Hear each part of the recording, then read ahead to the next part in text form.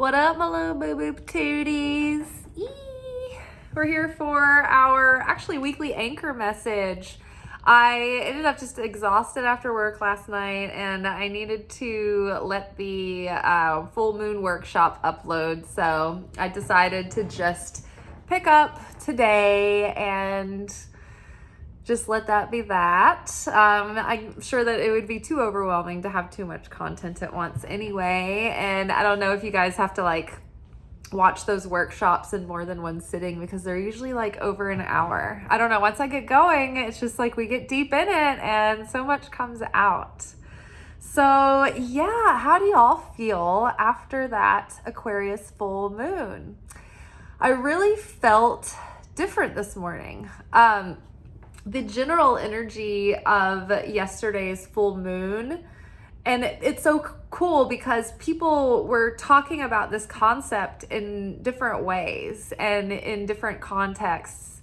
I heard, intuitives talking about it. I heard other readers talking about it. I heard the Kabbalah Center talking about it in their way. And it was also crazy because it was right in alignment with our messages coming through as well. So it's not really that crazy. That's just saying that hey, we're all getting clear messages from headquarters and reporting accurately. So that's really good. But yesterday during the full moon of Aquarius, there was a Hebrew holiday called B'Av. I can't remember the name of the holiday exactly. But the idea of this holiday was that because the full moon, this was the full moon happening during the month of Leo, during the sign of Leo. Leo was in the sun, but the moon was in Aquarius. But during the Leo month's full moon, Leo is the fullest expression of the sun. The sun rules Leo. And so it's the fullest expression of the light. And when the light and the vessel connect, the moon and the sun, for that full moon, it's this symbolic, metaphysical, cosmic thing playing out where the vessel and the light meet in their completion. And so the fullest expression of the light is reflected on the complete whole surface of the moon, the prepared vessel that's ready to receive and reflect the light, right? So the way that translates to people's personalities on that day, because the sun and the moon were united in their fullness, the light and the vessel, the light of the Creator, the light of God, was united in its fullness with the vessel, us, the soul. We were able on yesterday to sort of connect with that higher self version of us, the version that was that lived a whole version of our life that was not affected by early childhood traumas, conditional societal conditioning, subconscious programming, all the things that create the gunk and layers that sort of create fear and insecurity in us, and all those things that end up becoming our shortcomings. It was we were able to connect with the part of ourselves that was elevated from all of that and separate. And the higher self is living in a timeline that is in the fullest expression of our potential.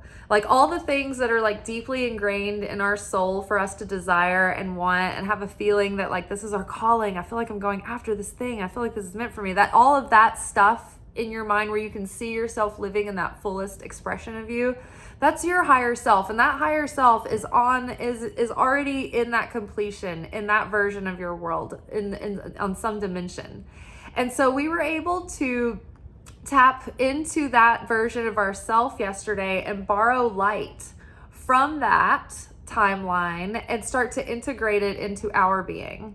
Now, we have been talking about actually, as we've been jumping this timeline, we are integrating more of that higher self into the current self so that we can start to live more fully in that expression. And maybe we're not in that fully perfected state, but we're definitely at our next level of elevation. And so I think that's really cool. I think it's really exciting. Generally, the Aquarius full moon yesterday, and the messages that I was getting was kind of letting on that this was like the big launch of the new self. It's like, you know how people talk about like couples, like hard launch, you know, like, yeah, we're so together, you know. It's like hard launch, new self. Like, you know, this is the new timeline. We're starting to integrate that higher aspects of our personality, and we have been shedding layers of the ego. And so it's become this it's been a process that we've been working towards, and it's still going to be a process as we're like awakening to this version of ourselves. It's going to take practice. But I did feel a shift today. My prayers before I went to sleep, like, they were a little bit different, and I think that Aquarius in general helps us see things in a radically new way, in an original way, in a revolutionary way, reinventing the self. So this morning I woke up and I felt different. I felt like I had more energy. I felt very like cleansed, and I felt like a little bit newer, you know, like a little bit different. You know, it wasn't like a drastic change, but there is definitely like a twinkle in my eye today and a skip in my step, you know? So I'm feeling optimistic. And I'm also seeing deeper layers of my ego and my inner child and my shadow coming forward to join in this new cycle and be accepted and be almost like brought into the festivities and be rehabilitated with me through acceptance and mercy. So that's been interesting, which ties into our reading for the week. That's why I didn't want to just skip over Monday's anchor message and go straight to our Tuesday. Like, today's Tuesday when I'm filming this after work. It's late at night. So I didn't want to go into our manifestation oracle reading for the week. I wanted to like really give these assignments because I thought they were very pivotal. So from the wild unknown archetypes, we've got the ocean, which that's been coming up recently. We've got the shadow coming up again, which has come up recently. This has like been, the last few weeks have been delving deep into our shadow and deep into the inner child. And the riddle.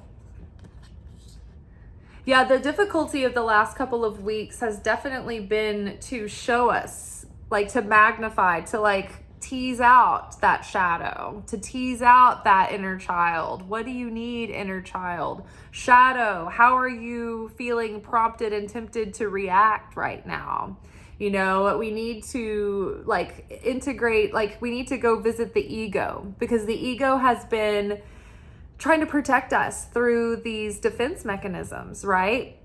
But they end up blocking us and self-sabotaging. And so it's like we've been almost like invited to go in and make friends with the ego and be like, ego, I appreciate all the work that you've done, and nobody's trying to kill you here. But we're just trying to get you to work with us and not against us. And so you're not as threatened as you think you are. You're not going to be obliterated. You're just going to be soothed and expanded in a good way.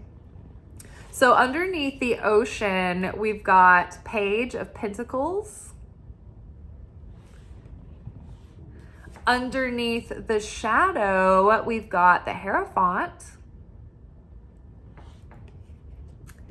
And underneath riddle, we have Four of Wands.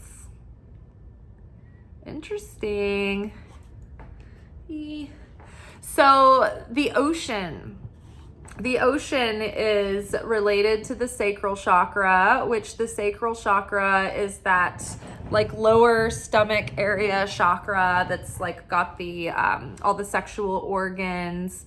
This is related to the dimension, the 9th dimension before the 10th dimension, which is Earth. It's like the astral realm. It's called Yasod. And so the ocean, water, the element of water and the ocean are both associated with those two things, because the sacral chakra and that dimension, Yasod, which is on chart, and I'll get chart to give you some context. They're both associated with the ocean, or the ocean is symbolically connected to those things. These are the 10 dimensions of reality. You will see an 11th circle, but that's not a dimension. It's rather like an unmanifest trait of being.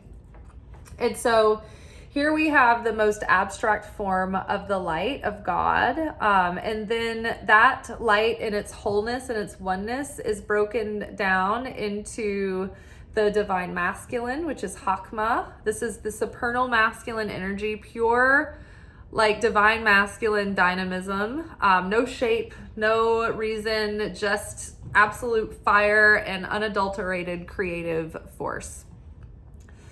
Next over, we have the divine feminine, which is the vessel, right? The light has to go somewhere. So it's sent into the divine feminine, the vessel, which gives boundary and limits and shape, right? It's a container for the masculine. So this is the supernal triad, the Holy Mother, the Father, and God the Father.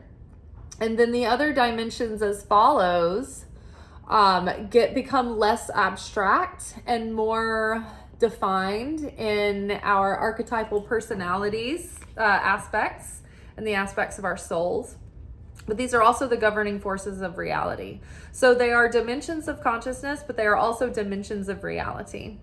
And these are also the dimensions of the Godhead. So these are the aspects that make up God, the whole of God.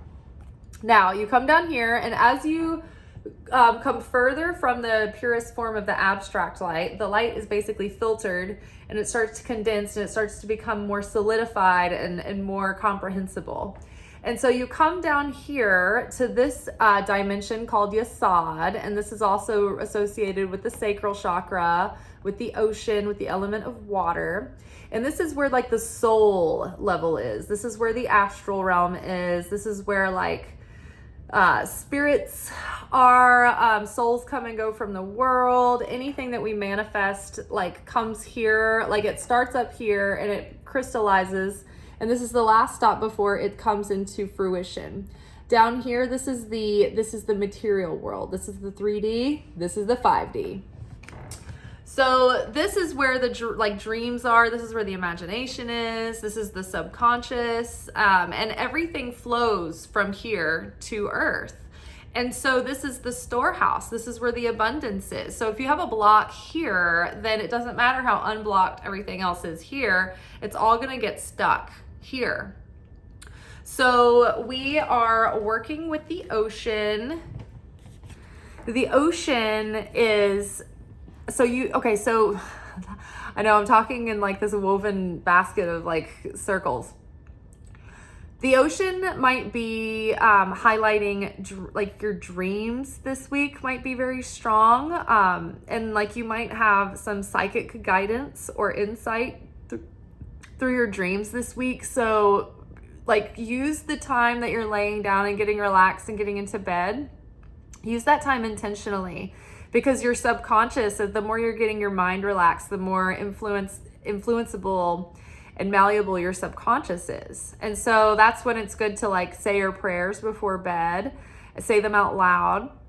And even all the way as I'm closing my eyes and going to sleep, I'm saying my prayers to like set intentions for answers to come to me in my dreams, or guidance to come to me in my dreams, and to have a great night's sleep, and to wake up refreshed and energized, right? And all of those things. But definitely put the intention in your subconscious to lead you and guide you through your dreams. So the ocean, though, aside from the dream state that might be like magnified this week, we have this moment where we're starting to have more clarity when our subconscious is at play, and we're starting to be able to recognize like when it's starting to mess with the material world. Like if you are in a situation and you catch yourself starting to react in a certain way, I think that we're getting better at like slowing down and witnessing ourselves. The Page of Pentacles is a student, is the enthusiastic student, and many times they stay in that study phase. They don't even move forward because they either like love studying so much, or there are people who are like, oh, I need another certification, I can't go forward before I do this. So, but I think in this context, in this scenario, I think we're really starting to become like tender and open to the subconscious, and we're like working with it with humility. We're able to see and accept that we have flaws and that we have nothing on our own without the Creator helping us to see these things and helping us to break these cycles and patterns. And so as we are going through our week, I think that we even last week, I think it started to happen, that we have seen ourselves and the way that we react to certain situations, and we've been able to slow down and pause and question our reaction and question our mindset and question the way that we perceive, or the way that we're judging, or the way that maybe our fears or insecurities are creeping in and having an influence in the way that we are reacting and responding and making choices. And so I think that like with the inner child coming up, last week, I think that that's also like this week, it's like the inner child and the shadow are still working with us, and we're starting to see, oh, okay, my traumatized inner child created those defense mechanisms, and so those are still playing out. And so it's a lot of our behavior, a lot of the results of what we see around us are the results of the choices that our inner child, our unattended to inner child made.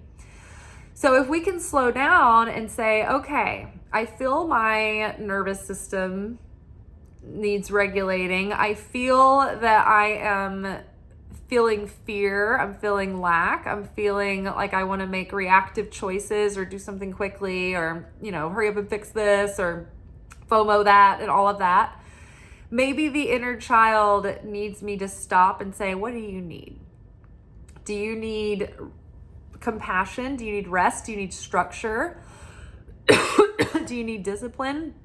Like my inner child last week needed both rest, and it needed some adults to take over, which did not mean me going out and finding adults. It meant that I was the adult.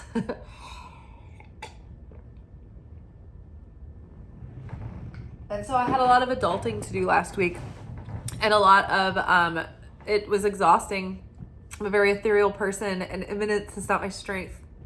But I feel like that was very soothing and comforting to the inner child in me to take care of business last week, to take care of some things that were making that inner child feel like their environment was insecure. But as we become more aware, and as we learn these patterns, and as we become more and more familiar with them, they have less effect over us because they're less sneaky. And they have been very nuanced and very subtle. But if you are like determined to find these things in yourself, and not because you're like, I need to be fixed and I need to be this and I need to be that, but you're just genuinely like wanting to get around these like roadblocks that you have, and you're not like, what we're doing here is we're meeting these parts of ourselves with love and acceptance, which carries over into like almost the same theme next to it. This is almost a repetition of the ocean with the Page of Pentacles. Here we have our inner depths and learning from that and being the student of our inner depths. And excuse me, we have the shadow coming up as well. And so those shadow aspects of ourself, we're learning from these parts of ourselves, and we're learning how to heal from them. And then the parts of ourselves that we're healing are helping us teach others. But I think that we're learning how to build we're seeing how our shadow has been creating division rather than unity in our lives. And division, when we create division in our environment and ourselves and the people around us and the groups around us, it takes our blessing away. And when we create unity and wholeness, it actually enhances and expands and multiplies our blessings. And so the Hierophant card is not just about like spiritual sovereignty or being the teacher or established institutions or the high priest. It's also about unity and bringing people together and learning and healing, and then being, you know, an influence to others. So in order to do that, though, we have to accept our shadow self. And I think that we are learning a lot about the shadow aspects that we would consider our shadow. And these are the aspects of ourself that we feel like if somebody saw those parts of me, they would reject me. They would run away. I wouldn't be fit, you know, or like I wouldn't want anybody to see these parts. Like I wouldn't be accepted. And they're the parts of yourself that you want to hide away because you think that this is going to be the thing that causes you to be abandoned, rejected, ostracized, punished, and they're like not acceptable. And instead of hiding that part away and shaming yourself for it and beating yourself up about it and feeling guilty, which causes us to then see that thing, that trait in others and its magnification, and it causes us to be like super judgmental and critical towards other people for that thing. Because in us, we're like, well, why can't I be like that? Why do I have to suppress that part of me? Or else, you know, I'll be left for dead. And that person gets to thrive, right? So it's those things, when you see yourself triggered by things in other people's personality, do the inventory, like look within yourself. Like, is that some part of yourself that you wish you could be more like that? Or you wish that like, or there's a part where maybe you wouldn't admit that you want to be more like that, but there's like something in you that feels like you're not allowed to be like that. So I don't want that person to be like that kind of thing. And so it's funny too, because me and my nephew were talking about this the other night at work, and it tied in so perfectly. Feel Good, I don't know if you know, Feel Good is an intuitive, and he's on TikTok and Instagram and I think YouTube. But he had the best intuitive message that tied in exactly to what me and my nephew were talking about. He was like, we are like accountability buddies for whatever struggle we're going on within ourselves, our personality aspects, you know. And for us, we both have similarity of like seeing other people, like feeling like everybody else is getting like a fair treatment, and it feels like we're getting, you know, the shit end of the stick or something, shafted. And so we're trying to get over that. And it's called evil eye. And then talking about it is evil tongue, right? And so like as you cast evil eye on things and you talk evil tongue, it's like you're creating chaos and negativity around you. And, you know, all of us do it. And it's like when we realize how much we do it, we're like, oh my God.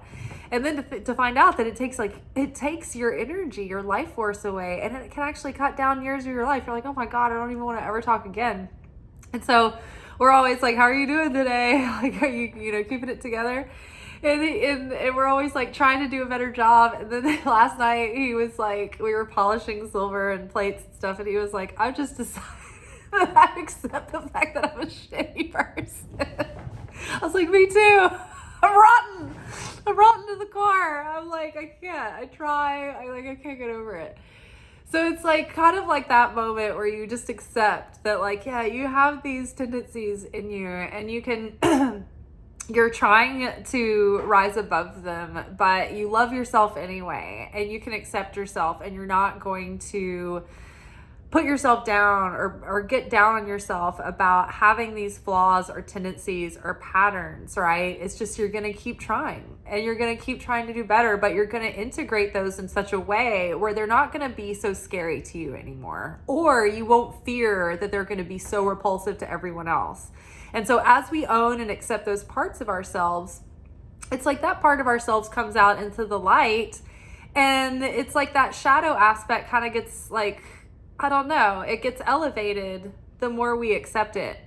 Imagine like one of those teeny bopper movies from the late 90s, early 2000s, right? And they always pick out some like nerdy girl who's like getting bullied, and then they bring her into the popular crowd and they like give her a makeover, and she starts making friends, and then she starts thriving, and then she finds out that it was a bet, it was a joke, it was a setup, and then she's like, oh, but then she like goes off and finds that like even though like that shadow self, she was like, I thought that they had, I thought that they had accepted me and they put me on this pedestal. And then it's like the character actually owns themselves, and they're like, you know what? I don't need their approval. I don't need their validation. Like, I love myself. And so then they come back, and then they usually have some kind of different variant on the makeover that like reintroduces back their old self. They like put on their glasses, but they still have their leather pants. You know what I mean? They're integrating like both. And then they're like, listen here. And they show up at the dance, and they're like, I'm going to be hot in my own way. And then like the guy, Brad, he like steps out of the crowd, and he's like, I thought I only liked you because of this and that and your hotness and like your status, but it's really because of your nerdy interests. And I think I can learn to, see past the glasses kind of thing. You guys have all seen this movie. It's like age old tell.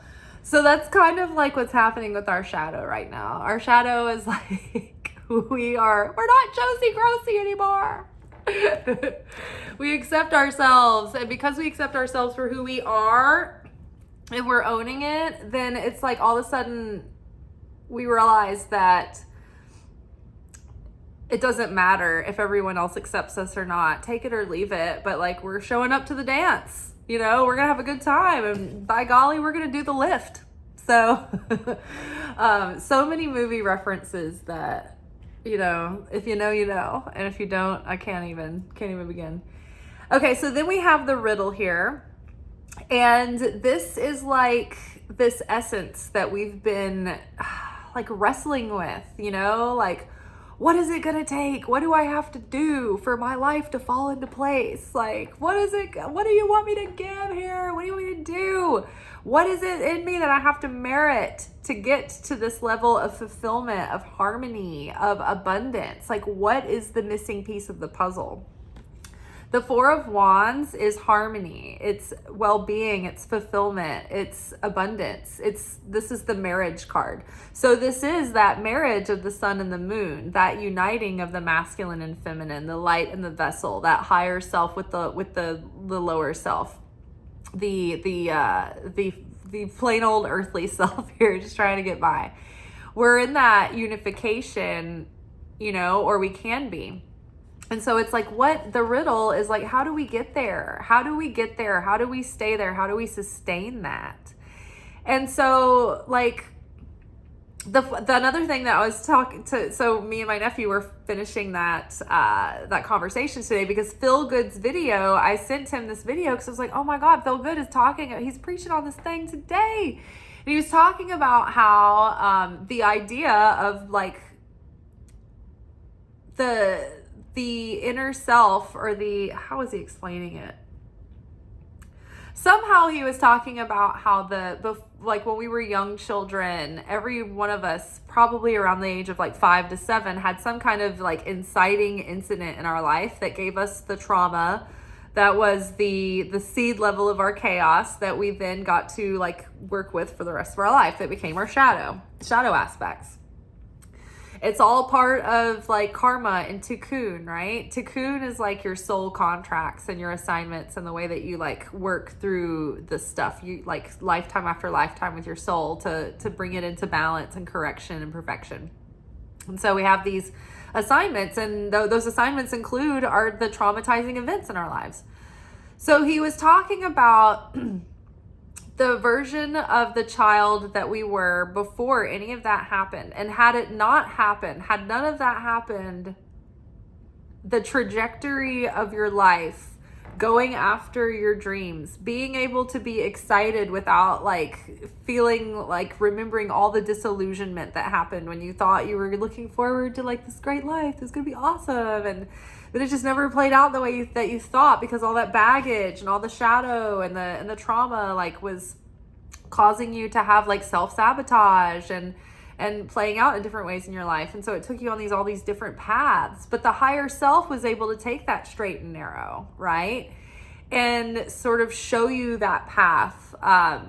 When you connect to that higher self, we can get that guidance, because the higher self has already been through it. They're already there in the perfected state. They're like, here we are, we're waiting on you to join the party.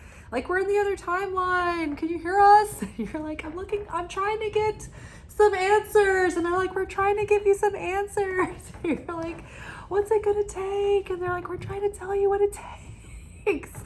So that was so interesting. So we were talking about that, and we were talking about how like these themes are very much the same for people through their lives. You usually have like a couple of issues that you have that are like your branded issues that just follow you. And his and mine are very similar. And so we were talking about that. We were talking about how other people, I pointed out, I was like, one time the Creator gave me the best grouping of words. And it's so abstract, but it's so true. But it was just this. It was, when it's not an issue, it won't be an issue. When it's not an issue, it won't be an issue. And there's so many people that don't have issues with the issues that we have. And so they never have issues like we have. They don't have a tendency to worry about this thing and that thing. So that self-fulfilling prophecy never plays out all the time in like a constant pattern for them, because that's not their issue, right? Now, when you have an issue and that issue is always coming up, like you have a consciousness issue with something and an emotional issue with something and an ego issue with something, then that physical world issue will manifest in your face all the time. And so, like if you think that you're not being treated fairly, then always in life, you are going to be put in circumstances where it seems like you're being treated unfairly. And yet, the people who are getting the unfair treatment, they don't have that paranoia. And so they have this existence where they get treated like on the positive end of unfairly, right? And so they don't notice, so they don't have any issues with it. So if it's not an issue, it won't be an issue. Now, if you have the issue, it doesn't mean it's always going to be an issue, but it will be an issue until it's not an issue for you. When I used to struggle with my weight, and it was like a very like heavy worry and like a thing that I would carry around all the time. It was like my diets, and my workout, and it just seemed like nothing ever really took me out of the same body issues and the same like 30 pounds or so that I was always trying to lose. And so when the issues, like my body image issues, were no longer issues, I also didn't have any weight issues anymore. It's like suddenly the workouts that I was doing, like it was like my workouts even changed, and I don't know, something happened where it just all started to fall into place. And I started to reach my fitness goals. But it wasn't until like that obsessive need to lose weight was gone. So when body issues weren't an issue for me, I no longer had those same body issues. It's like the physical manifestation just went away. It wasn't an issue anymore. If you have scarcity issues with money and you have big money fears, you're probably going to have money issues come up, money tests to scare you, until you learn to have faith and get over those patterns and trust and rise above that consciousness that is leading you into that fear. So that's what I mean by when it's no longer an issue, it won't be an issue. When you resolve the fear or the insecurity or the mindset or the judgment inside that is causing you to perceive this thing that is making everything magnified, it's like magically when you change that perception, the manifestation of the circumstances that keep bothering you they won't happen anymore. It's so weird. So when it's not an issue, it won't be an issue. So that's kind of the riddle card right now. It's like we're trying to learn the lesson. We're trying to see the insight and the revelation, and we're trying to like force this epiphany. We're trying to force this breakthrough. But it's one of those things where It's supposed to be a mystery, and the seeds are planted, and it's one of those things where you just kind of have to like let go now, and it's not like letting go and giving up. You're still doing the work, but you don't have to like obsess over it. It's not gonna, like, you can't make this lesson over faster than it needs to just sort of play out naturally and organically. So if you're like, what do I need to do to find fulfillment? It's like, just be fulfilled now. And you don't need this answer. You don't need to be perfect.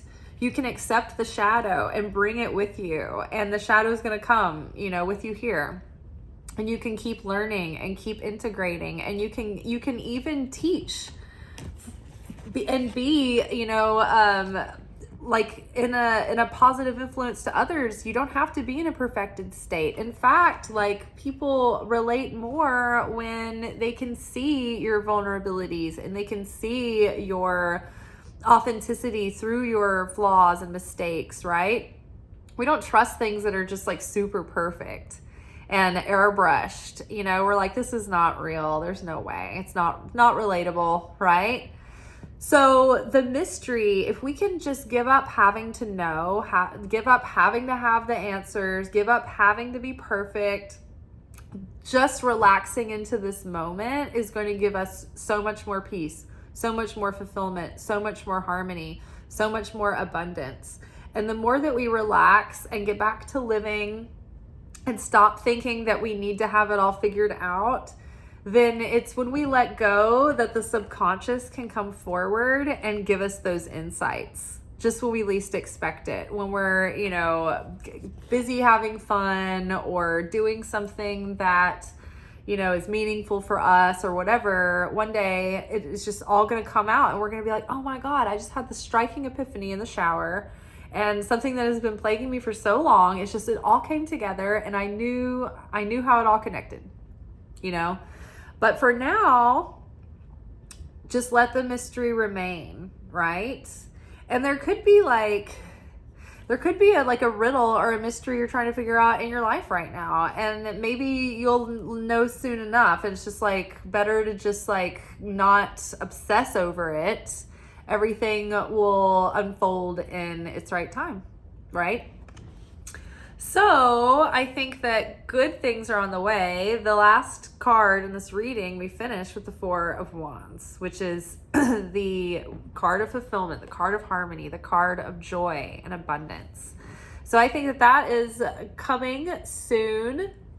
It will come as soon as we can let go of control, as soon as we can relax and accept our shadow aspects and try to give ourselves more compassion and mercy around them. And then that'll help us give others more compassion and mercy around them.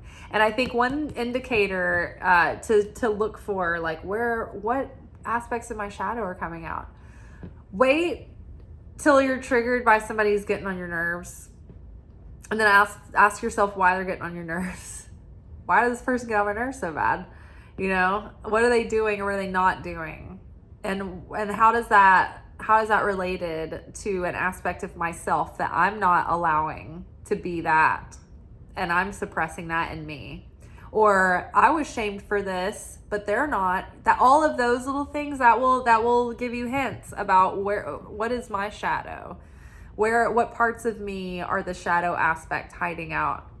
Because there may be, you know, your shadow is probably multidimensional. I'm sure that we weren't embarrassed or shamed by one thing when we were growing up, probably many things. So, all right. That's all for today. I will catch y'all tomorrow for our weekly alchemy message, where we unpack the lessons that we've been working with this week, and we kind of look at the process and the approach to them. All right. And then next week we will pick back up with our manifestation oracle message. We had one in our full moon workshop. It gave us, you know, our manifestation advice for the next 2 weeks anyway. So I thought that would suffice for now.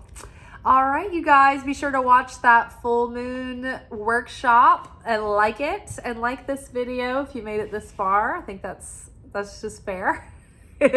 Subscribe to the channel if you haven't. I think that'd be great. I am all like 120 subscribers away from 1,000 subscribers, you guys. Woo! Now we just need to up those watch hours. So unfortunately, the shorts don't count for public watch hours, only the long videos. So, or like just the regular size videos, but like videos, not shorts. So shorts don't count for my public watch hours, just the videos. And so in video world, I have to have 4,000 public watch hours that accumulate within a 365-day period. And so it tends to fluctuate because it's just taking like a sample of the current 365 days. And at this point, I'm usually hovering around 1,120 hours. And so I need it to be 4,000. So everybody, you don't even have to watch. You don't have to be present watching these videos. But if we can all try to do a surge for me to just get me over the hump, get me monetized. An idea that I'm presenting is that, say you go out and run some errands. Maybe you could like open up your computer at home and play one of my playlists and just let it run while you're gone, while you're running errands, or like while you're doing the laundry, or like while you're mowing the yard. Just leave it playing inside. If you open up to one of my playlists on my channel and you press play at the top of the playlist, it'll just keep playing my videos. So you don't have to sit through them. I don't know if YouTube can hear us right now, but I think that is a good play to see if we can, I don't know, maybe try that method and see if it works. All right, you guys, love you so much. Thank you for all of your support and comments and everything. I will see y'all tomorrow. Ciao. Thank you for watching. If you enjoyed this video and you got something out of it, then please give it a like. Subscribe to the channel. Turn on notifications to be notified of when I drop content. Like the videos, comment, share them. Anything that you do helps these messages get out to other people who need them. So you watching a video and taking an action on it actually makes a positive difference in someone else's life.